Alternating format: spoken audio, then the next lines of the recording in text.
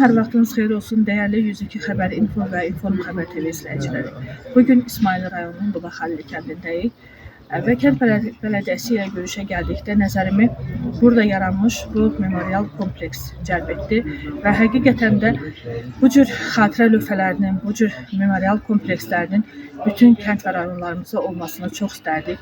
Çünki Azərbaycanın bütövlüyü, suverenliyi uğrunda canlarını qurban vermiş igidlərimiz daima xatırlanmalı, daima ehtiramla yad edilməlidir və gələcək nəslimizin, övladlarımızın bu igidləri belə bir lövhələrdən görməsi çox vacib olan amillərdən biridir və körpələr hər dəfə buradan keçdikdə və yaxud bu binaya gəldikdə burada gördükləri bu mənzərə təbii ki, onların diqqətini cəlb edir və onlar öz igidlərini tanıyırlar.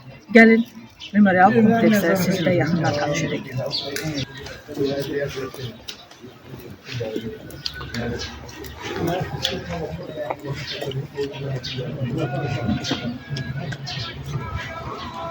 Gördüğünüz gibi Dubaqalli kəndinin 9 şəhidi var. Onların 5-i 90-cı illərin şəhidləri və 4 nəfəri 44 gün Vətən müharibəsinin şəhidləridir.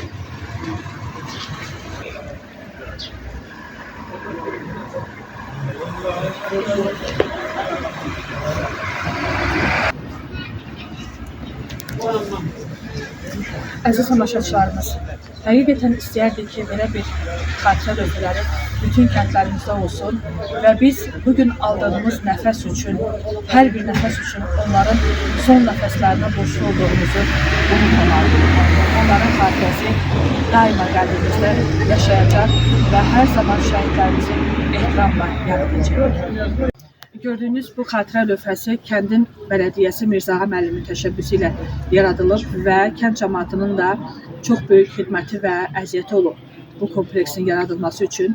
Ümumiyyətlə, belə bir gözəl bir abidənin, gözəl bir kompleksin yaradılması üçün bütün kənd cəmaatına və eləcə də icra nümayəndəsinə və kəndin bələdiyyəsi Mirzağa müəllimə təşəkkür edirik. 102 Xəbər Info və Inform Xəbər TV-nin rəhbəri Azər Xudayaroğlu, 102 Xəbər Info və Inform Xəbər TV-nin müxbiri Nəzakət Rüstəmova, 102 Xəbər Info və Inform Xəbər TV-nin foto müxbiri Seymur Kərimov.